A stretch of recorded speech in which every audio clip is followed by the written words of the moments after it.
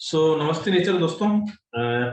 जो लोग first time associate हुए हैं हमारे साथ में, तो उनको थोड़ा सा मैं अपना इंट्रोडक्शन दे दूं। Myself doctor Pankaj and I am working with Doctor Nature since last starting of Doctor Nature as a lead consultant physician and research and development.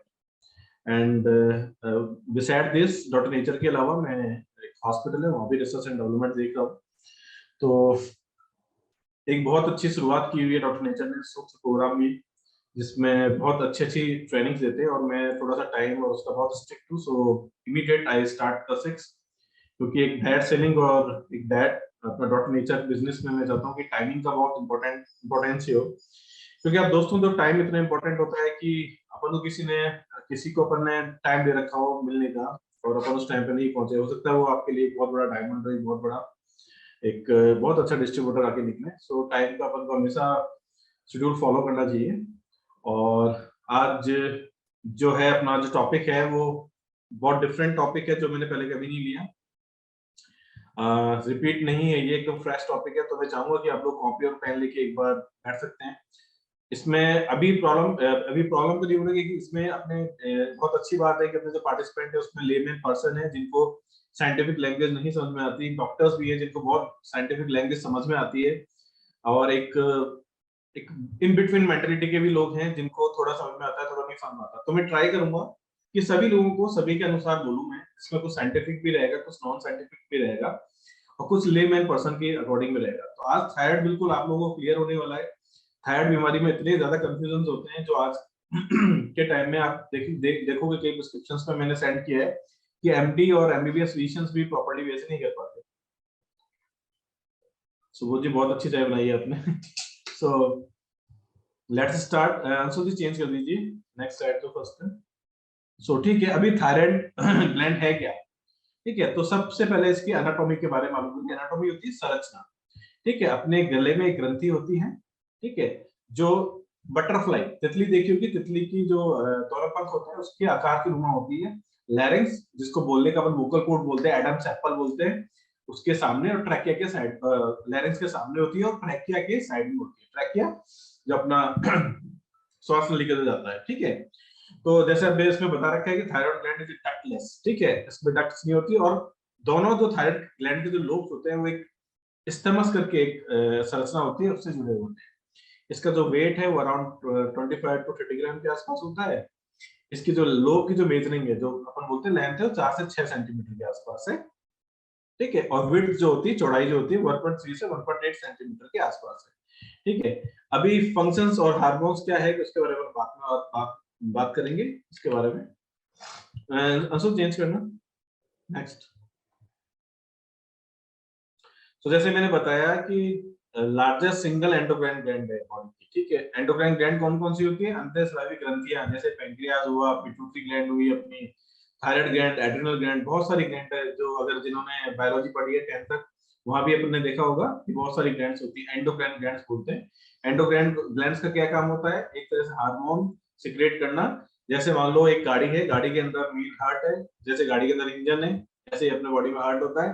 लेकिन गाड़ी में आप बहुत सारे पॉइंट देखोगे, फ्यूल ऑयल, इंजेक्टर ऑयल, ये बहुत सारे ऑयल्स होते हैं। तो ये इस तरह से एंडोक्राइन ग्रंथि अपने शरीर में फिट है जो कि हार्मोन्स को निकालती है, ठीक है। तो अभी थायराइड ग्लैंड का क्या है काम है? Produce the thyroid hormone and calcitonin, ठीक है। अब देखो थायराइड ग्लैंड के अंदर क्या होता है? थायरोग्लोबुलिन सेल्स होती है, थायरोग्लोबुलिन्स होते हैं। थायरोग्लोबुलिन के अंदर क्या होता है? दो तरह की सेल्स होती है, फॉलिकुलर सेल्स होती है। फॉलिकुलर सेल्स क्या करती है? दो तरह के हार्मोन निकालती है। इन हार्मोन्स को क्या बोलते हैं? आपने देखा होगा लैब रिपोर्ट्स के ऊपर, T3 हार्मोन और T4 हार्मोन, ठीक है। और अपनी थायराइड ग्लैंड के अंदर दूसरी जो सेल्स होती है वो होती है पैराफेलिकुलर सेल्स। वो क्या निकालती है? Calcitonin hormone. इन हार्मोन के क्या काम है, इस ग्लैंड का फंक्शन क्या है, ये सबसे इंपॉर्टेंट है। फिर इसके बाद में इसका ट्रीटमेंट के बारे में करेंगे, ठीक है। जैसा कि मैंने बताया कि बटरफ्लाई शेप की ग्लैंड है, your thyroid is lies below your Adam's apple, जो मैंने बताया था, along with the front of the wind pipe. Wind pipe किसको बोलते हैं अपन? ट्रैकिया। दो साइडेड लोब होते हैं कनेक्टेड बाय जेब्रिज, मतलब कि दो जो लोब्स होते हैं वो कनेक्टेड रहते हैं स्टमस के थ्रू, ठीक है। कलर वलर के बारे में बता रखा है, इतनी इसके अपन को जानकारी की जरूरत नहीं है। अंशुल नेक्स्ट,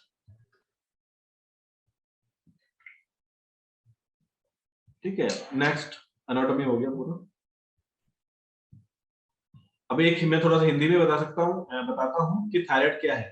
थायराइड एक्चुअली बीमारी नहीं है, जो कि गले के आगे पाए जाने वाली एक ग्रंथि होती है। ये तितली के आकार की होती है। इस ग्रंथि शरीर में कई जो बहुत इंपॉर्टेंट जो गतिविधियां होती है उनको नियंत्रण करती है। ये भोजन, इसका काम क्या है, देखो इससे जो हार्मोन निकलते हैं T3 T4 हार्मोन, ये क्या करते हैं, अपने शरीर की मेटाबॉलिज्म जो है उसको इंक्रीज कर देते हैं, उसको बढ़ा देते हैं। इससे क्या होता है कि अपनी जो सेल्स होती है वो एनर्जीज को ज्यादा कन्वर्ट कर पाती है, ज्यादा एनर्जी कन्वर्ट कर पाती है, जिससे क्या होता है कि अपने बहुत सारे जो फंक्शंस हैं वो मैं आगे आपको बताता हूँ उसमें उपयोगी रहते हैं। तो अपन जो T3 हार्मोन है उसका जो फुल फॉर्म है उसको क्या बोलते हैं, ट्राई आयोडो थायरोनोनिन। ठीक है, T4 में क्या हो गया, टेट्राआयोडो हो गया। अब ये बनते कैसे हैं, ये बनते ऐसे हैं कि अपने जो नमक खाते हैं या आयोडीन खाते हैं, आयोडीन ब्लड के अंदर होता है, तो थायराइड ग्लैंड क्या करती है, आयोडीन का ट्रैपिंग करती है। ठीक है, इंस्टिट करती है। तो 3 एटम जो अगर मिलते हैं अपन आयोडीन के तो क्या बनता है, ट्राईआयोडो। और 4 एटम मिलते हैं तो क्या होता है, टेट्राआयोडो। T4 हार्मोन हो गया, T3 हार्मोन हो गया। ठीक है, तो अभी इसके बहुत सारे काम है जो मैं आपको डिटेल में बताऊंगा। इन हार्मोन का काम सीधा सा सांस, हृदय गति, पाचन तंत्र, शरीर में तापमान को पड़ता है, साथ ही हड्डी, मांसपेशियों, कोलेस्ट्रॉल को नियंत्रित करने का काम करती है। ये प्रोटीन के सिंथेसिस में बहुत हेल्प करते हैं दोनों हार्मोन। ठीक है, स्केलेटन और नर्वस सिस्टम के डेवलपमेंट में बहुत, आपने देखा होगा ना कि थायराइड की कमी थी, तरह होना ही रह गया, बढ़ ही नहीं पाया। क्यों नहीं बढ़ पाया, क्योंकि नर्वस सिस्टम जो कि ब्रेन का ग्रोथ हार्मोन के लिए बहुत इंपॉर्टेंट है, प्लस अपना skeletal system vitamin D, calcium, इन सबको नियंत्रित करता है। ठीक है, आंसर नेक्स्ट। अभी इंट्रोडक्शन देना चाहूंगा कि हम लोग थायराइड के बारे में इतना क्यों बात कर रहे हैं, क्योंकि विश्व भर में थायराइड तेजी से अपने पांव पसार रहा है। अभी इंडिया के अंदर हर 10 में से एक आदमी को थायराइड की बीमारी है। लगभग 42 बिलियन, लगभग 4 करोड़ 20 लाख लोगों को थायराइड की बीमारी है। अब वो बीमारियां क्या क्या है मैं आपको बताता हूँ। उसमें थायराइड ग्लैंड के अंदर बहुत तरह की बीमारियां होती है, जो आपको एकदम आज क्लियर करने वाला हूँ, आपको कोई कंफ्यूजन नहीं रहेगा। तो इस जो हमारा अपना प्रेजेंटेशन है इसके अंदर थायराइड क्या है, क्यों होता है, थायराइड के लक्षण क्या है, थायराइड से, थायराइड के प्रकार से जुड़ी जानकारी देने का प्रयास करेंगे। इसके अलावा हम थायराइड के उपचार भी जानने में मदद करेंगे आपकी, कि इस तरह से हम थायराइड का ट्रीटमेंट कर सकते हैं। नेक्स्ट, तो जेंडर का क्या परसेंटेज, जेंडर का मतलब है कि कितने मेल्स और फीमेल्स। तो according to different research women are having the problems of 3 to 10 times. मान लो अगर 10 में से मान लो अगर 7 केसेस है तो 5 केसेस फीमेल के होंगे और 2 केसेस मेल के होंगे। तो फीमेल्स में बहुत ज्यादा होती है, क्योंकि इनमें हार्मोनल इम्बैलेंस और हार्मोनल डिस्टर्बेंस बहुत ज्यादा होता है। तो women are more susceptible for the different hormonal needs. ठीक है, their bodies are very sensitive to any hormonal changes to react them at a sharper the calm male body. ठीक है, that's why iodine की जो deficiency होती है often cause the complications in the female reproductive system and not in the men. इसलिए females में ये जो problems होती है वो ज्यादा होती है। ठीक है, तो ये इसमें पूरा रिसर्च बेस बता रखा है कि मतलब कि जो फीमेल्स जो होती हैं, क्योंकि उनमें हार्मोन्स भी मेल से बहुत ज्यादा होते हैं, तो डिस्टर्बेंस भी बहुत ज्यादा होता है, इम्यून सिस्टम भी थोड़ा सा उनका सप्रेस ज्यादा रहता है। और ये क्या करते हैं, थायराइड ग्लैंड जो है उसमें कार्सिनोजेंस जो होते हैं, कार्सिनोजेंस मतलब जो कैंसर को पैदा करने वाले कारण होते हैं, उनको भी रोकने में मदद करता है। ठीक है, लेकिन थायराइड की बीमारी है, थायराइड की बीमारी के कारण क्या होता है कि T4 जो हार्मोन होता है वो इतना कैंसरस उनको रोक नहीं पाता, तो क्या होता है, ब्रेस्ट कैंसर की संभावना इसलिए ज्यादा होती है। मेल्स में ब्रेस्ट कैंसर नहीं होता, लेकिन फीमेल्स में बहुत ज्यादा होता है। नेक्स्ट,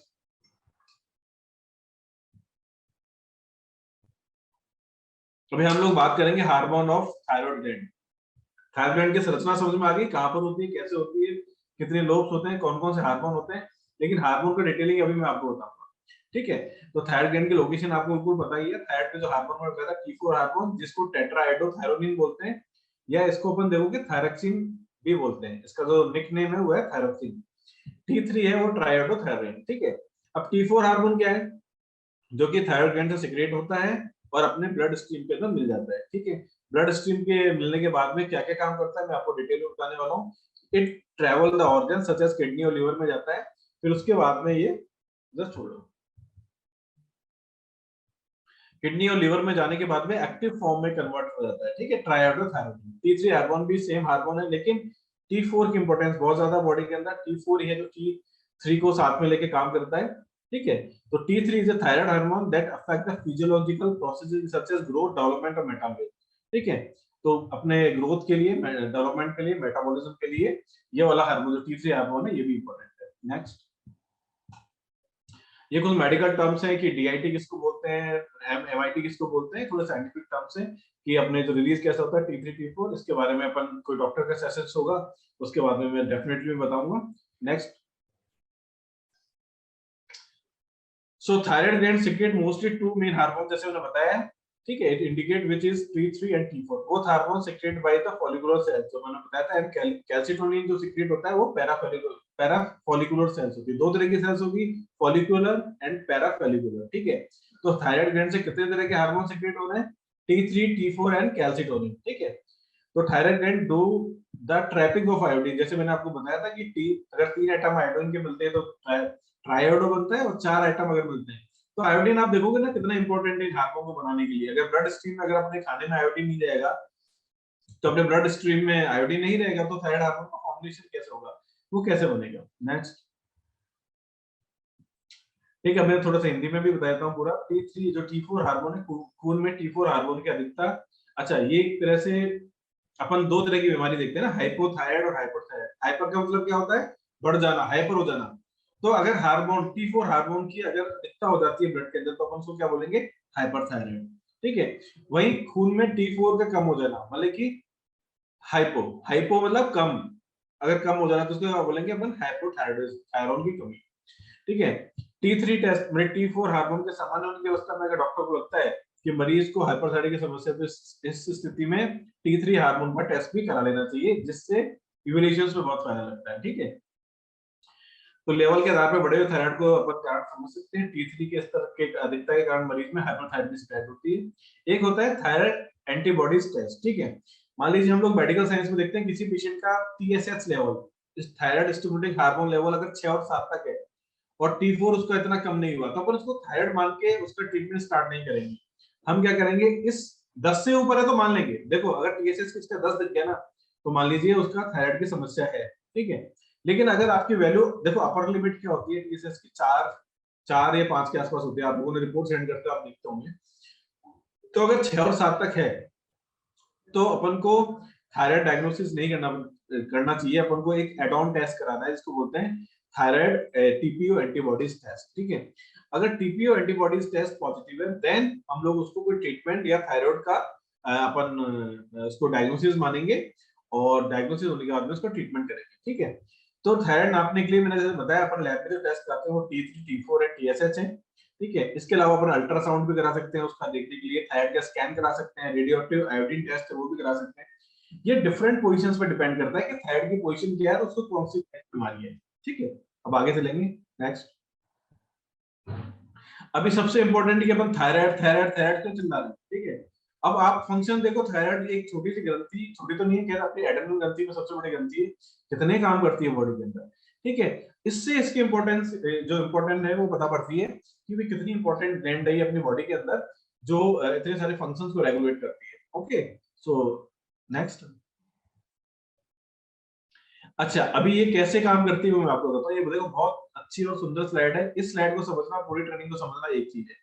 हम लोग एक्सरसाइज करते हैं, कोई स्ट्रेस लेते हैं, मॉल न्यूट्रिशन, अपने न्यूट्रिशन की कमी होती है, लो ब्लड ग्लूकोज हो गया, ठीक है, स्लीप की कमी है अपने, तो क्या होगा, अपने ब्रेन के अंदर एक होता है हाइपोथैलेमस, हाइपोथैलेमस नाम सुना हुआ है ना, हाइपोथैलेमस इन सब चीजों से क्या होता है, स्टिमुलेट होता है, ठीक है। अब ये सब चीजें क्या हो रही है, बॉडी को अपन को एनर्जी की आवश्यकता है, बॉडी को डेवलपमेंट की आवश्यकता है, बॉडी को न्यूट्रिशन की आवश्यकता है।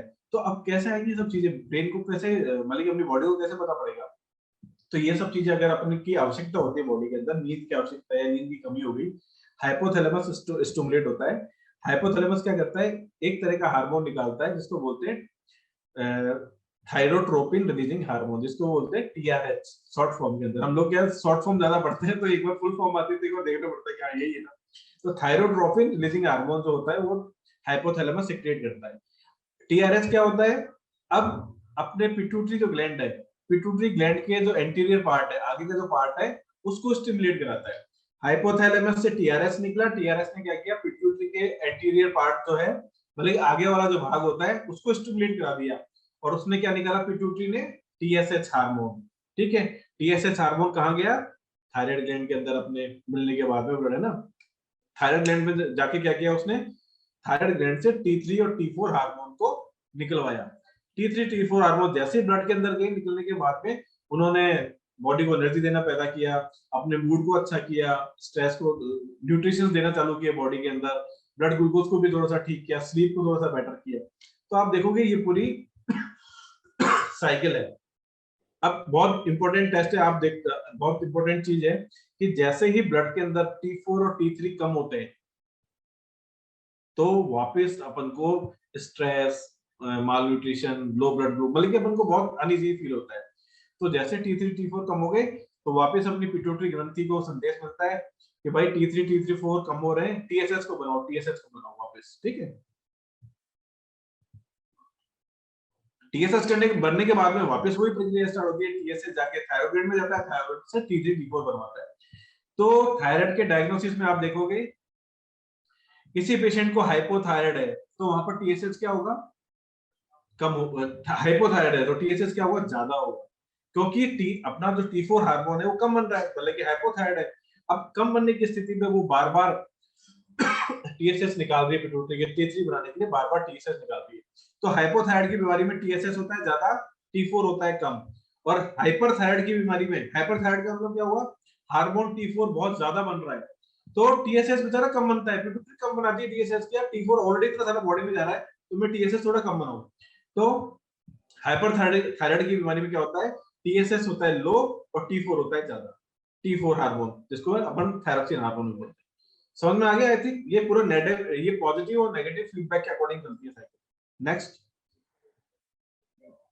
अभी फंक्शन बताता हूं मैं कि थायराइड ग्लैंड में जो T4 हार्मोन्स होते हैं या T3 हार्मोन है, इनके फंक्शंस क्या है। इंक्रीज द मेटाबॉलिक रेट, ठीक है, मेटाबॉलिक रेट को बढ़ाता है, एंड ऑक्सीजन के कंजप्शंस को बढ़ाता है, most of the tissue of the body, ठीक है। कुछ ऑर्गन्स है जो दूसरी तरह से रेगुलेट होते हैं, वो बहुत डिटेल में पढ़ेंगे। इंक्रीज सिंथेसिस ऑफ प्रोटीन और activity of the intracellular enzymes, जैसे अपने सोडियम पोटेशियम एटीपीएस होते हैं, यूटिलाइजेशन, अपना जो एटीपी होता है ना, एडिनोसिन ट्राइफॉस्फेट, जो कि अपने ऊर्जा का वाहक है, उनके सिंथेसिस के लिए भी काम आते हैं, ठीक है। ये increase the size, number and activity of the mitochondria, mitochondria होती है एक तरह से भट्टी अपनी सेल्स की, ठीक है, उनको भी एक स्ट्रेंथ प्रदान करती है जिससे एटीपी ज्यादा बनता है और अपनी सेल्स को एनर्जी, मतलब कि एक तरह से मेटाबॉलिक रेट को बढ़ाना, सिंपल भाषा में बताता हूँ, और सेल्स को एनर्जी को यूज करने के लिए और सक्षम बनाना, इस थायराइड हार्मोन का काम। नेक्स्ट, बहुत सारे फंक्शंस हैं, आप देखते जाइए। Growth and development, thyroid hormone बहुत एसेंशियल है नॉर्मल ग्रोथ और सॉफ्ट टिश्यूज और स्केलेटन की ग्रोथ के लिए। मैंने बताया था कि जिस बच्चे को, किसी को अगर बचपन में थायराइड है, ठीक है,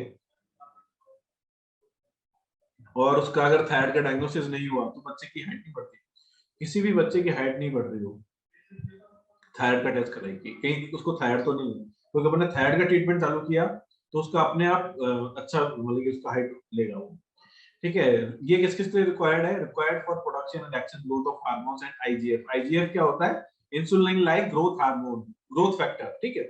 तो अपन को क्या करना है, ये इनका जो बच्चों की ग्रोथ नहीं हो पाती या फिर हार्मोन इम्बैलेंस होता है फीमेल में, तो उनका टीएसएच अपन को टेस्ट जरूर से कराना चाहिए, ठीक है। अब श्वसन तंत्र में कैसे काम करता है ये, रेस्पिरेशन में increase the respiration due to increase rate, ठीक है, रेस्पिरेशन की जो रेट है उसको थोड़ा सा बढ़ा देता है, ताकि अपन एक्सरसाइज या अपन जिम में जा रहे होते हैं तो उस समय एक्सरसाइज हुआ, टीआरएच हुआ, टीआरएच से टीएसएस, टीएसएस से टी3 टी4, पूरी साइकिल है, ठीक है। टी3 टी4 ने क्या किया, ज्यादा एनर्जी लेने के लिए उसको उत्प्रेरित किया अपनी सेल्स को, ठीक है।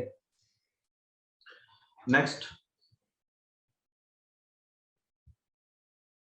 अब है कार्डियोवैस्कुलर फंक्शन के, हार्ट को कैसे जो अपने जो T4 हार्मोन है, ये एक हार्मोन है, T3 T4 दो ही हार्मोन है जो ये काम कर रहा है, ठीक है। टीएसएस सिर्फ T3 T4 को निकालने का काम करता है ग्लैंड से, वो कोई काम नहीं करता, सिर्फ T3 T4 को निकालने का काम करता है, ओके। तो आप increase number and affinity of beta 1 adrenergic receptors होते हैं, कैटेकोलामिन्स ये होते हैं, ये सारे एक तरह से न्यूरोट्रांसमीटर्स हैं जो कि हार्ट की जो बीट्स है उसके लिए रेगुलेट करने के लिए इंपॉर्टेंट होते हैं, ठीक है। अब ये और क्या करता है, increase rate of blood flow, ठीक है, जिससे क्या होता है, अपन को कहीं देखा होगा ना, हाइपोथायराइड के पेशेंट को ठंड बहुत लगती है, तो ये क्या करता है, increase the rate of blood flow, ठीक है, T4 हार्मोन, जिससे अपन को एक नॉर्मल टेम्परेचर, एक हीट एलिमिनेशन अपन को महसूस होता है। इंक्रीज द कार्डियक आउटपुट, ठीक है, अपने कार्डियक आउटपुट को बढ़ाता है, जिससे सिस्टोलिक बीपी जो उसको रेगुलेट करने में, बीपी को नॉर्मल रखने में ये हेल्प करता है, ठीक है। हार्ट में भी फंक्शन है इसके, रेस्पिरेटरी में भी है, ग्रोथ और डेवलपमेंट में, वही इतने सारे फंक्शन रेगुलेट करता है। नेक्स्ट आगे देखिए, गैस्ट्रोइंटेस्टाइनल मतलब कि अपने पेट के जो सिस्टम है उनको भी कितना रेगुलेट करता है। इंक्रीज द सिकनेस मतलब कि ये अपने जो पचाने वाले एंजाइम्स होते हैं उनको ज्यादा निकालने के लिए प्रेरित करता है, उनकी मोटिलिटी को बढ़ाता है, ठीक है। Increase appetite and food intake, भूख को बढ़ाता है, फूड इंटेक को भी बढ़ाता है। Necessary for hepatic conversion of carotene and vitamin, कई चीजें ऐसी होती है, कैरोटीन होता है अपने गाजर में पाया जाता है, गाजर के अंदर से होता है, उसको विटामिन ए में कन्वर्ट करने के लिए बहुत इंपॉर्टेंट है T4 hormone. If thyroid hormone are decrease, तो अगर वो कम हो जाएगा तो डेफिनेटली कैरोटीन एनीमिया हो जाएगा, मतलब कि कैरोटीन की कमी हो जाएगी। रिप्रोडक्शन जो है उसमें भी बहुत इंपॉर्टेंट रोल है T4 का, essential for the normal menstruation cycle and fertility. Okay, तो अपनी जो नॉर्मल मेंस्ट्रुएशन साइकिल है और फर्टिलिटी के लिए बहुत इंपॉर्टेंट है। जो किसी के इनफर्टिलिटी की प्रॉब्लम, किसी को बच्चा नहीं हो रहा हो या साइकिल डिस्टर्ब हो, तो उसको TSH और T4 या T3 का टेस्ट जरूर कराना चाहिए। देखो TSH और T4 बहुत इंपॉर्टेंट है। अगर लैब वाले बोलते हैं सब सेम कॉस्ट में हम लोग T3 भी कर देंगे तो T3 भी करवा लेना चाहिए, कोई इशू नहीं है। लेकिन TSH और T4 टेस्ट बहुत इंपॉर्टेंट होता है, आपको इधर सारे साइन और सिम्टम देखने होंगे, ठीक है। ये फीमेल्स के अंदर मिल्क सिक्रेशन में भी, लैक्टेशन जो होता है ना, ब्रेस्ट जो मिल्क होता है उसको भी एक अच्छी क्वांटिटी में निकालने के लिए T4 हार्मोन उपयोगी है। Next, nervous system.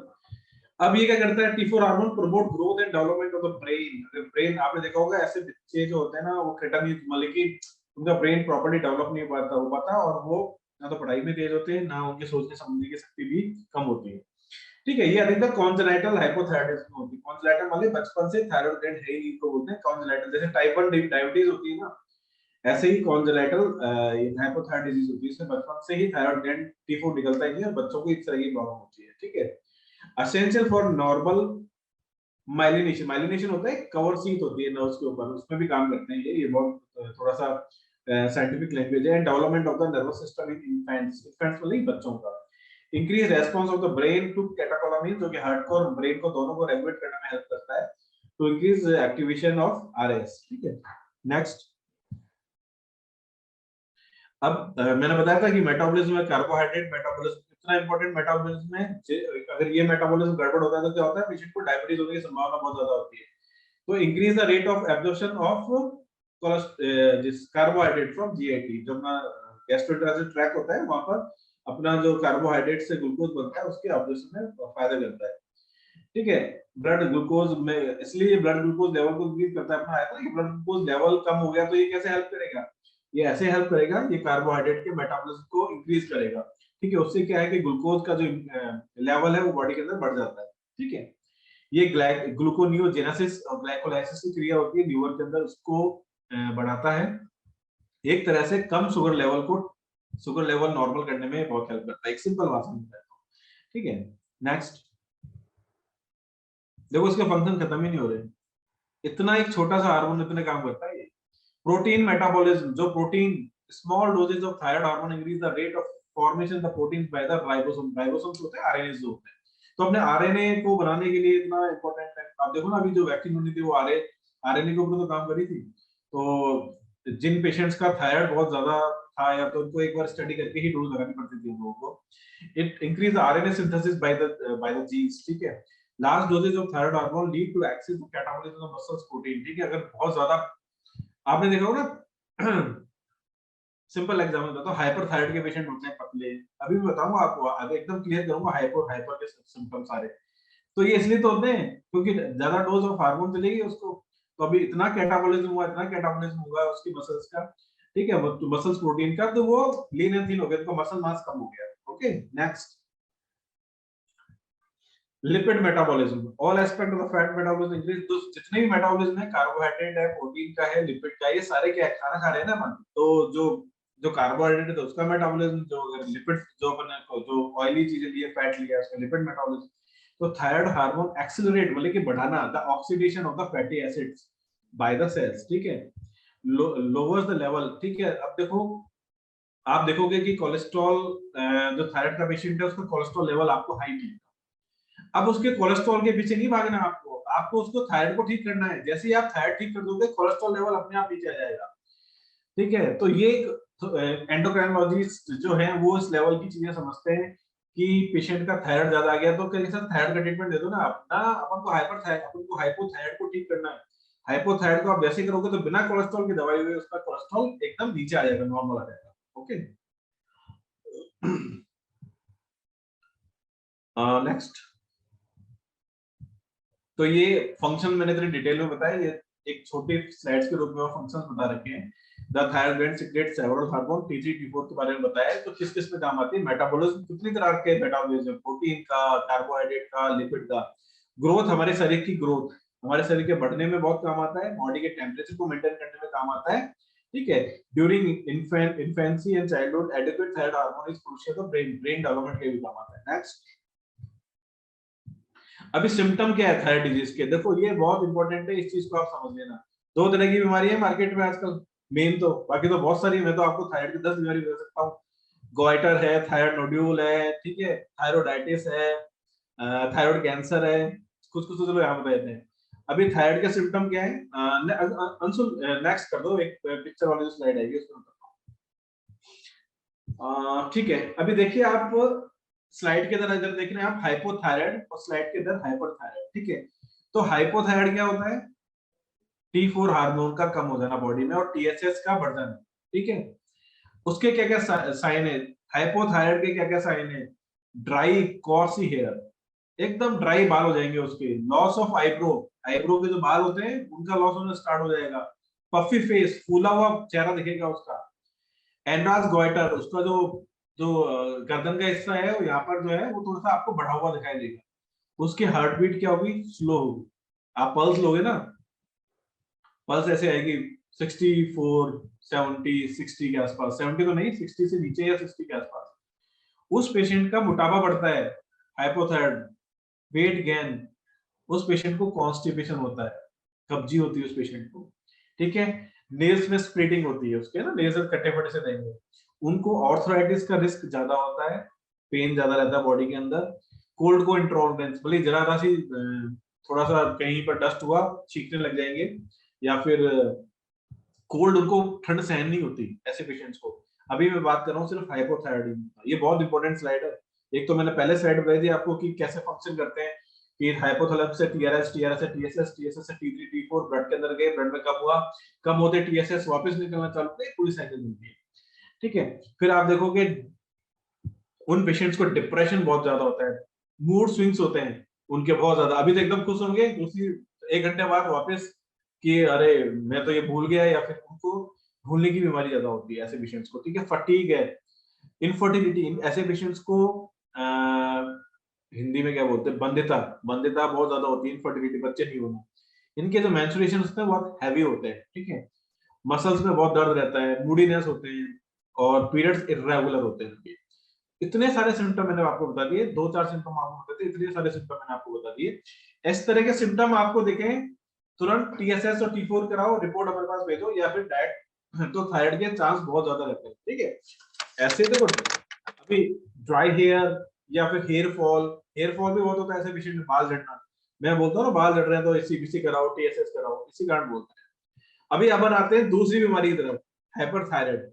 है थायराइड ग्लैंड में बीमारी, लेकिन ये है हाइपो, ये है हाइपर। ओके, इसमें क्या है? इसमें भी हेयर लॉस बहुत होता है, बल्जिंग आईज, ग्रेव डिजीज के अंदर बल्जिंग आईज होती है। इसमें क्या है? आंखें बाहर निकल जाती है। आपने देखा होगा ना कि एकदम जो आई बॉल्स होती है वो बाहर होती है कई पेशेंट्स की, उनको हाइपरथायराइड की बीमारी होती है। ठीक है, उनका भी क्वार्टर मिलेगा, बढ़ी हुई ग्लैंड मिलेगी। इनकी हार्ट बीट जो होती है वो जल्दी होती है, फास्ट होती है, 100 आएगी, 110 आएगी इनकी पल्स। ठीक है, इनको क्या होता है? वेट लॉस होता है। क्यों? प्रोटीन कैटाकोलिज्म हो रहा है पूरा, मतलब कि मसल्स का ब्रेकडाउन हो रहा है बहुत जल्दी जल्दी। इनका वेट लॉस होता है। फ्रीक्वेंट बाउल, इनको बार बार मोशंस आता है। ठीक है, उनको तो कॉन्स्टिपेशन हो रहा है, हाइपो वालों को, इनको क्या है? बार बार मोशन आते हैं। ठीक है, ये बहुत गर्म महसूस होते हैं, इनके बहुत पसीना टाइप, आप टच करोगे एकदम पसीना जैसा। हाइपो वाले का तो ड्राई स्किन है। ठीक है, इनको ट्रेमर्स होते हैं। ट्रेमर्स क्या होते हैं? अब मैं आपको दिखाता हूँ, थोड़ा नीचे करके। जैसे मैंने हाथ सीधे किए तो नॉर्मल हैंड पोजीशन ये होती है, लेकिन हाइपरथायराइड वालों पे ऐसे ग्लास नहीं पकड़ा जाएगा, वो एक पानी नहीं पकड़ा सकते, आपको पूरा ग्लास लेगा। तो ये ट्रेमर्स जिनको दिखे तो वो है हाइपरथायराइड की पेशेंट। ठीक है, इनको स्लीपिंग डिसऑर्डर्स होते हैं, इनको मसल्स में वीकनेस रहती है, इरेगुलर मेंस्ट्रुएशन जो इनकी भी रहती है। तो ये पेशेंट्स आपको दूर से ही पहचान में आएंगे ये हाइपो का है या हाइपर का है। नेक्स्ट, ये जो मैंने बताया आपको, हाइपर के tremor, nervousness, fast heart beats, fatigue, intolerance of heat, increase sweating, concentration problem और यूनिट्रेशनल वेट लॉस। नेक्स्ट,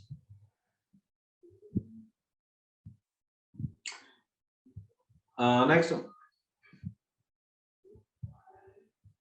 ये सारे हाइपो के जो मैंने आपको बताया था, fatigue, poor concentration, feeling mentally foggy, dry skin, constipation, feeling cold, fluid retention, muscle and joints एक्ट, ठीक है, डिप्रेशन रहता है, प्रोलॉन्ग्ड एंड एक्सेस। आपको स्लाइड मिली जाएगी सारी, आप आराम से इसको पढ़ लेना। हाँ भाई, हाइपो वाले पेशेंट के लक्षण है, हाइपर के लक्षण है, कुछ समझ में नहीं आया तो आप लोग आज तो नहीं, आज मेरा एक और मीटिंग है, 7 o'clock में निकल जाऊंगा, अभी 6:34, तो उसके बाद में मेरा जो क्वेश्चन आंसर सेशन है, आप उसमें भी आप डिस्कस कर सकते हो। अब थायराइड के डिसऑर्डर के बारे में एक बार और अपन चर्चा कर लेते हैं। नेक्स्ट अंशु, तो अब मैंने दो तरह की बीमारियां बताई आपको, हाइपर थायराइड और हाइपर थायराइड, ठीक है। अब एक और बीमारी है गोइटर, आप देखोगे गहरा मोटा लटका रहता है, उससे क्या होता है कि उन पेशेंट्स में आयोडीन की कमी होती है। आयोडीन की कमी करने के लिए क्या करती है, थायराइड ग्लैंड अपने साइज को बढ़ा देती है कि यार मैं कहां से आयोडीन ले लूं, ट्रैपिंग कैसे करूंगी। तो थायराइड ग्लैंड क्या करती है, अपनी सेल्स को बढ़ाती है, अपनी साइज को बढ़ाती है ताकि उनको आयोडीन मिल जाए, इसलिए ये गोइटर हो जाता है। तो आयोडीन की कमी नहीं होनी चाहिए, ठीक है, चाहे वो अपन नॉर्मल नमक में लें चाहे साधारण नमक में लें, आयोडीन युक्त अपन को नमक हमेशा यूज करना चाहिए, ना ज्यादा क्वांटिटी में ना कम क्वांटिटी में। थायराइड ग्लैंड पे कैंसर होता है, अच्छा कई पेशेंट ऐसे देखेंगे जिनको थायराइड नहीं है लेकिन थायराइड ग्लैंड में कैंसर हो गया, तो उनकी क्या पूरी ग्लैंड को निकाल दिया जाता है, पूरी ग्लैंड को निकाल दिया जाता है, तो T3 T4 हार्मोन उनको बाहर से लेना पड़ता है, ठीक है।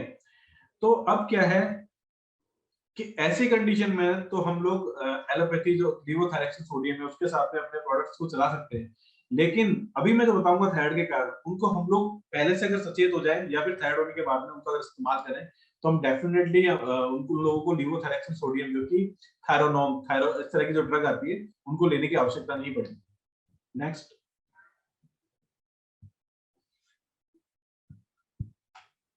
ठीक है जी, मैंने बता ही दिया दोनों बीमारियों के बारे में बहुत डिटेल्स में। नेक्स्ट, ठीक है, थायराइड के दुष्प्रभाव जो है ना, थायराइड रोग के लक्षण के अलावा थायराइड के इलाज न होने की स्थिति में अन्य दुष्प्रभाव भी देखने को मिल सकते हैं, ठीक है। जो मैंने आपको बताया था कि हाई कोलेस्ट्रॉल थायराइड वाले पेशेंट्स को हाई कोलेस्ट्रॉल रहता है, मिक्सिडिमा कोमा जो आंखों में बहुत भारा रहती है, हार्मोन थायराइड हार्मोन की बहुत अधिक कम होने की स्थिति में दिमागी विकार, ये सारी हिंदी में जो मैंने आपको बता दिया हिंदी में ना, वो सारी चीजें कि ऑस्टियोपोरोसिस होता है, हड्डियों में कमजोर हो जाना होता है, हृदय की असामान्य गति होती है, दिल की धड़कन तेज होना, अत्यधिक तनाव होना, पेट में दर्द की समस्या, ये सारी। आगे नेक्स्ट, नेक्स्ट, अभी जो मेन जो थायराइड के डिसऑर्डर है वो क्या है, क्यों होती है, हाइपो की बीमारी क्यों होती है। पहली जो है हाशिमोटो थायराइडाइटिस, हाशिमोटो एक वैज्ञानिक थे जिन्होंने निकाला कि when our auto immune disorder, ठीक है, हमारे जो ऑटो इम्यून मतलब कि जिनका इम्यून सिस्टम में डिस्टरबेंस हुआ है, इम्यून सिस्टम क्या करता है कि जिनमें डिस्टरबेंस हुआ है, डिसऑर्डर हुआ है जिनके, इम्यून सिस्टम अटैक करता है थायराइड ग्लैंड के लिए, ठीक है। थायराइड ग्लैंड में जैसे अटैक करेगा तो इनिशियली इन्फ्लेमेशन होगा थायराइड ग्लैंड के अंदर, ठीक है, थायराइड ग्लैंड के अंदर सूजन होगी, और क्या होगा, it's a resulting of it's a leak by resulting of thyroid gland and not make so much of hormone। जैसे ही उसका इन्फ्लेमेशन होगा तो T3 T4 हार्मोन थोड़ा सा लीक होता है, तो जितना बनना चाहिए वो नहीं बनता। So it is a autoimmune disease, ये ऑटोइम्यून डिजीज है in thyroid gland which cause the degeneration of thyroid cells, ठीक है। जैसे पैंक्रियाज की बीटा सेल्स खत्म होने पर T3 इंसुलिन कम बनता है, ऐसे ही ऑटोइम्यून के डिसऑर्डर के कारण थायरोग्लोबिन सेल के नष्ट होने से T3 T4 हार्मोन कम बनता है, सिंपल लैंग्वेज में ये मेन कॉज है हाइपोथायराइडिज्म का, ठीक है। नेक्स्ट, ग्रेव्स डिजीज मतलब कि हाइपरथायराइड, इसका दूसरा टर्म क्या बोलते हैं अपन, ग्रेव डिजीज भी बोलते हैं, ये भी ऑटोइम्यून डिजीज है, ठीक है। देखिए ना, इम्यून सिस्टम के कमजोर होने से ही बीमारियां हो रही है, ये कोई नई एटियोलॉजी नहीं है, ये नई इडियोपैथिक नहीं है ये। इसमें क्या होता है कि इसमें ऑटो एंटीबॉडीज पैदा हो जाती है। ऑटो एंटीबॉडीज क्या होती है कि थायराइड ग्लैंड के टीएसएच रिसेप्टर्स होते हैं वहां जाके इकट्ठी हो जाती है, तो थायराइड ग्लैंड को क्या लगता है कि हमारे पास में टीएसएच आके बैठ गया, तो वो क्या करते हैं T4 हार्मोन निकालते रहते हैं, निकालते रहते हैं, निकालते रहते हैं, इसलिए पेशेंट को क्या होता है, हाइपरथायराइड। भले कि हम शकल जो टीएचएस के हम शक्ल आके अपने थायराइड ग्लैंड में बैठ गए, इसके कारण ये टीएचएस हार्मोन निकालता रहता है, टी4 हार्मोन निकालता रहता है, इसको बोलते हैं हाइपरथायराइड बीमारी। ठीक है, ठीक है। हाइपरथायराइड और भी बहुत सारे कारणों के कारण होती है, जैसे अगर नोड्यूल्स हो गए, छोटी छोटी गांठें हो गई तो भी हो सकता है। ठीक है, थायरोडाइटिस, थायरोडाइटिस क्या होता है? अच्छा एक चीज और बताता हूँ, कभी भी आपको रिपोर्ट में दिखे टीएसएस कम है और टी4 ज्यादा है, तो सारी बीमारियां हाइपरथायराइड नहीं है। कभी कभी क्या होता है कि थायराइड ग्लैंड में सूजन आ जाती है थोड़े समय के लिए, तो उसको बोलते हैं थायरोडाइटिस। इस केस में अगर आपने किसी एलोपैथी डॉक्टर ने नियोमरकाजोल, कार्बियोमोजोल दे दिया, तो पेशेंट को हाइपोथायराइड बीमारी हो जाएगी। तो अपन को क्या करना है, टीपीओ एंटीबॉडीज कराना है उस केस में। अगर टीपीओ एंटीबॉडीज अगर पॉजिटिव आते हैं तो पेशेंट को कंफर्म थायराइड है या हाइपोथायराइड है। ठीक है, उसके लिए हम लोग बैठे हुए हैं, लेकिन फिर भी आपको ऐसा लगता है कि नहीं यार ये केस में हम गलत ट्रीटमेंट तो नहीं दे रहे, तो कहिए आप लोग, हम लोग उसे शेयर कर सकते हैं। नेक्स्ट, ग्रेव्स डिजीज मैंने बताया था, production of hormone is too much, toxic adenomas nodules मैंने बताया था, ये और थोड़ी तरह बहुत तरह की बीमारी होती है थायराइड में, लेकिन अपन क्या ध्यान रखेंगे, हाइपरथायराइड, हाइपोथायराइड, जिसको हाशिमोटो और ग्रे भी बोलते हैं, और थायराइड ग्लैंडुलोगोइटर। ठीक है, इनके बारे में ध्यान रखेंगे। नेक्स्ट, एक मिनट प्रीवियस स्लाइड है ना, प्रीवियस मैं आपको बता रहा था, फर्स्ट में आप देखोगे आंखें बाहर आ रही है, हाइपरथायराइड के पेशेंट है ये, इसको एक्सोबत है ना, इनको आंखें, इनके जो आई बॉल्स होते हैं वो बाहर आते हैं, ये है गोइटर बीच वाला जो है ना, नोड्यूल, सॉरी बीच वाला है वो नोड्यूल है, और इधर वाला गोइटर है। ठीक है, तो ये बाहर से भी दिख रही है, बाकी कईयों की एकदम आपको एकदम स्लिम ट्रिम दिखेगा गला, लेकिन अंदर ग्लैंड के अंदर फिर भी T4 TSS हार्मोन आपके इरेगुलर हो सकते हैं। नेक्स्ट, ये हो गया हाशिमोटो, मैंने आपको बता दिया। Next, hypothyroidal poses special danger of the newborn, ये मैंने आपको बता दिया कि बच्चों में अगर टीएसएस का हार्मोन, अगर थायराइड ग्लैंड का डेवलपमेंट नहीं हुआ तो उनको मेंटल रिटार्डेशन, क्योंकि आपको बताया था ना मैंने कि ये मेंटल नर्वस सिस्टम के डेवलपमेंट के लिए और स्केलेटन के डेवलपमेंट के लिए बहुत इंपॉर्टेंट हार्मोन है। अगर बच्चों को ये हार्मोन शुरुआत में नहीं मिलता तो एक बीमारी होती है क्रेटिनिज्म, जिसमें मेंटल रिटार्डेशन, मतलब कि मेंटल तरीके से बच्चा प्रॉपर नहीं होता, या ड्वार्फिज्म, बच्चे की हाइट बहुत छोटी रह जाती है। तो most informs now their thyroid level check, इसलिए अपन देखते हैं कि बच्चा जैसे आजकल पैदा होता है तो बहुत सारे टेस्ट होते हैं आजकल, और बहुत सारे टीके और सारा प्रोसेस होता है, वो इसीलिए होता है ताकि बच्चे में इस तरह की बीमारी नहीं हो। ठीक है, आप देख लो ना, मेंटल रिटार्ड बच्चा है जो, इसका टी मतलब शुरू से इसके T3 T4 आपको नहीं होता। कैंसर भी है, इसके बारे में अपन आगे डिटेल में बात करेंगे। नेक्स्ट, अभी अकॉर्डिंग टू आयुर्वेदा, ठीक है, आयुर्वेद के अनुसार अनुचित आहार विहार और तनावपूर्ण जीवन शैली के कारण थायराइड की बीमारी होती है। डायबिटीज कैसे हुई? इसी के कारण। थायराइड कैसे हुआ? इसी के कारण। कैंसर कैसे हुआ? इसी के कारण। मोटापा क्यों हुआ? इसी के कारण। सारी बीमारियां, ठीक है, अनुचित आहार विहार और तनावपूर्ण जीवन शैली के कारण होती है। Lifestyle diseases, these are the lifestyle disorders. इसमें वात पित्त कफ का असंतुलन हो जाना मुख्य कारण रूप से वात एवं कफ विकार के कारण होता है ये। ठीक है, तो अपन को क्या करना है, वात सामक कफ सामक प्रोडक्ट्स लेने हैं। ठीक है, लेकिन उससे पहले मैं ट्रीटमेंट में बाद में बात करता हूँ, प्रिवेंशन पे पहले बात करता हूँ कि अपने और अपनी फैमिली को थायराइड डिजीज हुई नहीं, उसके लिए हम लोग क्या करें। ठीक है, नेक्स्ट। अच्छा वही स्लाइड देखिए, मैंने स्लाइड बनाई है, देखी नहीं पहले, क्योंकि बहुत शॉर्ट टर्म में आज दे रहा हूँ मैं, परसों मुझे पता पड़ा कि आज मुझे लेना है। नेक्स्ट, तो थायराइड का उपचार करने के साथ साथ कुछ घरेलू उपाय, और थायराइड में परहेज भी बहुत जरूरी है, नीचे अपना थायराइड है ना, तो पोषक तत्व युक्त खाद्य पदार्थ जैसे हरी सब्जियां, फलों का जूस, नट्स का सेवन कर सकते हैं। ठीक है, मछली या बीन्स के जरिए प्रोटीन का सेवन करें। खाना बनाने के लिए ऑलिव ऑयल यानी जैतून और का तेल, वर्जिन नारियल ऑयल का इस्तेमाल कर सकते हैं। खाने में डाइटरी जो अपना फाइबर डाइट होती है उसकी मात्रा में बढ़ाएं, जैसे अपना सलाद हुआ या फ्रूट्स हुए, इस तरह की। ये पाचन क्रिया एकदम प्रॉपर रहनी चाहिए, उन लोगों को थायराइड की बीमारी कम होती है। ठीक है, जिसमें एलडीएल कम हो, इस तरह का फैट का चुनाव करना चाहिए, या इस तरह का ऑयल का चुनाव करना चाहिए। कार्बोहाइड्रेट युक्त पदार्थों के सेवन से बचे, कम से कम करना चाहिए, जैसे रोटी चावल बहुत ज्यादा नहीं खानी चाहिए। और मैं तो कहता हूँ कि अपना स्टोमक है उसको आधा भरो रोटी और चावल से, आधा भरो सैलेड वगैरह से, और आधा नहीं, वन फोर्थ भरो रोटी चावल से, वन फोर्थ भरो अपने लिक्विड इंटेक से, वन फोर्थ सलाद वगैरह से, और वन फोर्थ को खाली छोड़ो। ठीक है, ज्यादा रोटी खाने से दिमाग ठस होता है, 5 रोटी पूरे दिन में खानी चाहिए बस। ठीक है, दिमाग चलता है, साफ चलता है। ठीक है, तो कार्बोहाइड्रेट युक्त पदार्थों के सेवन से कम से कम करना चाहिए, जो हृदय की समस्या कैंसर के कारण हो सकते हैं। नेक्स्ट, कार्बोहाइड्रेट मैंने बता दिया आपको, सैचुरेटेड फीट है, मीट और चीज के प्रोडक्ट जो होते हैं उनका सेवन ना करें, सॉफ्ट ड्रिंक या इस तरह की जो अपने फास्ट फूड होते हैं उनका सेवन कम से कम करें, दूध का सेवन कम से कम करना चाहिए, जो भैंस का दूध होता है, गाय का दूध आप ले सकते हो, उससे फैट नहीं बढ़ता है, ठीक है। और थायराइड की अवस्था में दूध का सेवन करने से टीएसएच स्तर प्रभावित हो जाता है, इसलिए हम कहते हैं कि थोड़ा मिल्क इंटेक अपन को कम करना चाहिए।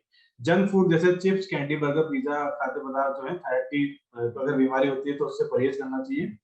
थायराइड में खाने जाने वाले पदार्थ जो उनके बारे में आपको बताता हूँ, क्या खाना चाहिए क्या क्या नहीं खाना चाहिए। नेक्स्ट, ये सब प्रिवेंशन है, ठीक है। तो निम्न उपाय से शारीरिक समस्या बढ़ सकता है। अपन को क्या करना है, तंबाकू, सिगरेट, इस तरह के जो उत्पाद होते हैं उनसे दूर रहना है, अल्कोहल का इस्तेमाल ना के बराबर करें, आयोडीन जो है उस तरह की चीजें अपन को यूज लेना चाहिए, ना ज्यादा ना कम मात्रा में, ठीक है। अपन को ग्लूटेन युक्त जो पदार्थ है जैसे व्हीट, बार्ले, ओट्स या मिलेट्स, इसका ठीक है इस्तेमाल ना करें, नहीं इस्तेमाल करें ना, गलत आ गया, इस तरह के अपन को इस्तेमाल करना चाहिए। दूध जो अपने मिल्क प्रोडक्ट होते हैं उनका अपन को उपयोग कम करना चाहिए। विषैले या हानिकारक रसायनों के संपर्क में आने से बचें, मतलब कि जो पेस्टिसाइड्स हैं या फिर अपने जो भी इन्फॉर्मिटी है या फिर जो भी अपने क्या बोल सकते हैं उसको, बाहर जितना भी पॉल्यूशन है, इन सब चीजों से हमको बचना चाहिए, ठीक है। व्यायाम करना चाहिए, इसके लिए बहुत सारे व्यायाम है जो स्लाइड में आए हुए हैं। नेक्स्ट, मेनली क्या ध्यान रखना है, जो मैंने डायबिटीज के कारण, डायबिटीज के जो मैंने प्रिवेंशन बता रखे हैं ना कुछ है, अपनी लाइफस्टाइल को अच्छा रखना है, इम्यून सिस्टम को अच्छा रखना है, वेट को नहीं बढ़ने देना है, फास्ट फूड नहीं खाना है, इस तरह की चीजें फॉलो करो। सेम चीजें थायराइड के लिए भी फॉलो होती है, ठीक है। अब थायराइड की मेडिकेशन के बारे में बात करता हूँ मैं आपको। थायराइड में जो मेडिकेशन है, एलोपैथी में क्या होता है, मैं आपको सिंपल बता देता हूँ। हाइपोथायराइड की बीमारी में थायराइड T4 कम बनता है, ठीक है। उन लोगों ने क्या किया है कि एक आर्टिफिशियल T4 हार्मोन बना लिया है, जिसको बोलते हैं लिवोथायरॉक्सिन सोडियम। अपनी छोटी सी टैबलेट होती है ना थायराइड की गोली, वो क्या होती है, वो होती है आर्टिफिशियल T4 हार्मोन। तो डॉक्टर क्या करता है, अपना वेट देखता है पेशेंट का, उसका टीएसएच लेवल देखता है, और उसके अकॉर्डिंग हमारी कैलकुलेशन होती है या फिर डॉक्टर्स की कैलकुलेशन होती है, और उसको 50 की, 75 की, 100 की, 125 की, जो भी उसके रिक्वायरमेंट होती है उसके अकॉर्डिंग T4 हार्मोन दे दिया जाता है, ठीक है। लेकिन आपने क्या किया, एक तरह से मैं बोलता हूँ कि अपन ने चाय घर में नहीं पी के पड़ोसी में पी, इतना ही अंतर है, ठीक है। तो लेकिन क्या है, आपने T4, आपने थायराइड ग्लैंड को तो ठीक नहीं किया ना, आपने क्या किया, जो चीज की कमी है बस उसको देते गए, उसके लॉन्ग टर्म में बहुत ज्यादा साइड इफेक्ट्स होते हैं, जो कि आप पेशेंट से जो 15 साल से 20 साल से या 10 साल से जो मेडिसिन ले रहे हैं उनसे अगर आप बात करोगे तो आपको साइड इफेक्ट्स के बारे में बता पड़ेगा। नेक्स्ट, अभी हमको क्या करना है, हमको क्या देना है, थायराइड हो जाए तो भी, थायराइड नहीं हुआ, कुछ कुछ इनिशियल सिम्टम रखने लग रहे हैं अपन को, तो भी अपन इन मेडिसिन को स्टार्ट कर सकते हैं। मेडिसिन नहीं बोलूंगा मैं, फूड सप्लीमेंट्स को स्टार्ट कर सकते हैं, जिससे थायराइड होने की संभावना 70% से कम है और ठीक होने की संभावना 50% से कम है, ठीक है। तो व्हाट वी टेक, अश्वगंधा, ठीक है, ये सारी स्लाइड से आप पढ़ लेना कि प्रतिदिन 1 या 2 कैप्सूल ले सकते हैं अश्वगंधा से थायराइड में, देसी इलाज। अश्वगंधा को एडेपोजेनिक, मतलब कि तनाव को कम करने वाली, स्ट्रेस को कम करने वाली, आपने देखा होगा ना, मैंने बताया था कि टीएसएच क्यों बढ़ रहा है, स्ट्रेस को हुआ पेशेंट को तो टीआरएच बना, टीआरएच से टीएसएच बना, तो ये स्ट्रेस को, एडाप्टोजेनिक जो होता है, स्ट्रेस को लड़ने में, तनाव में लड़ने में मदद करता है। एक एनएसबीआई सेंटर है जहां पर एक शोध हुआ, रिसर्च में पढ़ता रहता हूँ, उसमें जिक्र है कि अश्वगंधा थायराइड हार्मोन को बढ़ाने में मदद करता है, ठीक है। तो अपन को किसको देना है, हाइपोथायराइड के पेशेंट को अश्वगंधा देना है, ठीक है। नेक्स्ट, मिनरल्स, जो मैंने आपको बताया था कि मॉल न्यूट्रिशन, मतलब कि मिनरल्स की कमी हो जाना, उसके कारण वही टीएसएच लेवल बढ़ जाता है, और टीएसएच लेवल डिस्टर्ब होता है, उसके कारण T3 T4 लेवल डिस्टर्ब होता है, ठीक है। तो गले में थायराइड के लक्षण देखने की वजह से मिनरल्स की कमी हो सकती है, और थायराइड की ऐसी समस्या है जो आयोडीन की कमी, मैंने आपको बता दिया, मिनरल्स में क्या आयोडीन आ गया, इसके अलावा आयरन है, विटामिन ए है, थियोसिनेट है, आइसोफ्लोविन्स है, ऐसे कुछ भी पोषक तत्व के अभाव में भी समस्या बन सकती है। इटली की एक यूनिवर्सिटी है, उसमें एक रिसर्च किया गया, उसमें जिक्र किया गया कि भोजन में अगर आयोडाइज नमक और तेल की शामिल किया करते हैं रेगुलर वे में, तो थायराइड होने की संभावना कम होती है, ठीक है। तो मिनरल्स भी बहुत इंपॉर्टेंट है, चाहे वो जिंक हो, चाहे पोटेशियम हो, चाहे आयोडीन हो, चाहे और जो भी विटामिन है, विटामिन बहुत इंपॉर्टेंट है, आयरन बहुत इंपॉर्टेंट है, ताकि थायराइड ग्लैंड की बीमारी ना हो, ठीक है। गूगल का बहुत बड़ा इसमें रोल है, ठीक है, क्योंकि गूगल में क्या है, गूगल स्टोर ऑन करके तत्व पाया जाता है जिसमें एंटी इंफ्लेमेटरी वाली सूजन को कम करने की एक ताकत होती है और कोलेस्ट्रॉल को भी कम करने के में काम आता है। ठीक है, इससे क्या होती है, थायराइड ग्लैंड की सूजन है वो थोड़ी सी कम हो जाती है और T3 T4 hormone normal level में बनने लगता है। ठीक है, तो अपन इसमें जैसे कांचनार गुगलू है वो उपयोग कर सकते हैं, कैसौर गुगलू वो उपयोग कर सकते हैं। ये दो तरह के गुगलू हैं जो मार्केट में है और नेचर में वृत्तिका के अंदर है। इनको अपन वृत्तिका जो उनका सेकंड ब्रांच है उसके अंदर अपन मार्केटेबल मिल सकता है, तो अपन उसका उपयोग कर सकते हैं। Third fourth, vitamin, vitamin B12, vitamin B6, vitamin C, A, ये सब थायराइड ग्लैंड को हाइपरथायराइड या हाइपोथायराइड की बीमारी ना हो उसको बचा के रखते हैं। तो अपने जितने भी जो अपने डॉट नेचर में जो विटामिन के सप्लीमेंट्स हैं आप उनका उपयोग कर सकते हैं रेगुलर वे के अंदर, या थायराइड हो जाए उसमें भी डेफिनेटली आपको बहुत हेल्प करेगा। नेक्स्ट, अलसी। एक्चुअली थायराइड ग्लैंड में मैंने आपको बताया था कि थायराइड की बीमारी, हाइपोथायराइड की बीमारी में क्या होता है कि कोलेस्ट्रॉल लेवल बढ़ जाता है। ठीक है, वैसे तो थायराइड को कम करने पे, थायराइड को अगर अपन कम करेंगे तो थायराइड लेवल भी कम हो जाएगा, कोलेस्ट्रॉल लेवल भी कम हो जाएगा, लेकिन अपन अलसी का तेल है ना, अपन उसको यूज कर सकते हैं या अलसी का पाउडर को यूज कर सकते हैं जिससे कोलेस्ट्रॉल लेवल कम होगा, प्लस हाइपोथायराइड में ये मदद, हाइपोथायराइड के अंदर T4 हार्मोन को बनाने में मदद करता है। नेक्स्ट, अदरक। अदरक का भी बहुत अच्छा रोल है, ठीक है, क्योंकि ये इसमें जिंक है, पोटेशियम है, मैग्नीशियम है, एंटी इंफ्लेमेटरी गुण मौजूद है, तो हाइपोथायराइड के अंदर अदरक भी बहुत अच्छा काम करता है। ठीक है, नेक्स्ट, सेब का सिरका। ठीक है, क्योंकि जितना मोटा शरीर होगा उसको उतना ही T4 हार्मोन की आवश्यकता होगी। मान लो अपना बॉडी बना रहा है 75 केजी के लिए T4 हार्मोन, हमारा वेट हो गया 100 केजी, तो 25% T4 कम बनेगा। 25% देखो मैंने जितने सारे फंक्शन बताए थे आपको, इन सारे फंक्शन को डिस्टर्ब कर देगा वो। तो हमको क्या करना है, जो मोटा हो गया पेशेंट थायराइड का, तो उसका मोटापा कम करना है अपन को। सबसे इंपॉर्टेंट इलाज क्या है, उसका मोटापा कम। आपने उसको 75 केजी में लाके रख दिया तो उसका थायराइड का डोज अगर वो ले रहा है तो वो कम हो जाएगा और थायराइड को डोज ना लेना पड़े, ऐसा भी हो सकता है। ठीक है, रिवर्स ऑफ हाइपोथायराइड बीमारी। हाइपरथायराइड रिवर्स नहीं होगा, किसी से कमिटमेंट मत करना, बहुत मुश्किल बीमारी है क्योंकि उसमें बहुत सारे केमिकल्स का योगदान होता है, इसके कारण हाइपरथायराइड बीमारी होती है। लेकिन हाइपोथायराइड को अपन रिवर्स कर सकते हैं, पेशेंट की दवाई की जो है चलती है उसको अपन डेफिनेटली हटा सकते हैं। ठीक है, तो मेनली ये लिपिड को, ब्लड शुगर को और मोटापा को नियंत्रित करने का काम करता है सेब का सिरका, तो ये अपन ले सकते हैं। नेक्स्ट, आंवला है, ये हाइपरथायराइड में काम करता है। जिस पेशेंट को हाइपर हो तो उसको आंवले का देना चाहिए। ये इसको एक, क्योंकि इंदौर में एक देवी अहिल्या विश्वविद्यालय है, वहां पर एक शोध हुआ है, इसमें आंवले का सेवन बढ़े हुए थायराइड को कम करने में मददगार साबित हुआ है। शोध में माना गया है कि आंवले में होता है हेप्टोप्रोटेक्टिव, लिवर को सुरक्षा प्रदान, क्योंकि आपने देखा होगा T4 लिवर में जाके एक्टिव होता है, तो वहां पर क्या करता है वो, उसके हाइपोप्रोटेक्टिव होता है, T4 को उतनी ही मात्रा में निकलने में सहायक होता है जितना कि बॉडी को चाहिए होता है। तो हाइपरथायराइड के अंदर आंवला बहुत उपयोगी है। Next, aloe vera. एलोवेरा जो कि ओवरऑल है, ये एक ऑलराउंडर है। एलोवेरा में बोलता हूँ ऑलराउंडर मेडिसिन है, तो एलोवेरा थायराइड के नाम बड़े इलाज बना सकता है। एलोवेरा में ये रिसर्च के बारे में मैंने बताया आपको, ये हार्मोन अपना थायराइड ग्लैंड की सक्रियता को बढ़ाने में हेल्प करता है, जिससे अपना हार्मोन एक रिक्वायरमेंट जितनी है उतने मात्रा में बने और बॉडी को किसी तरह की प्रॉब्लम ना हो।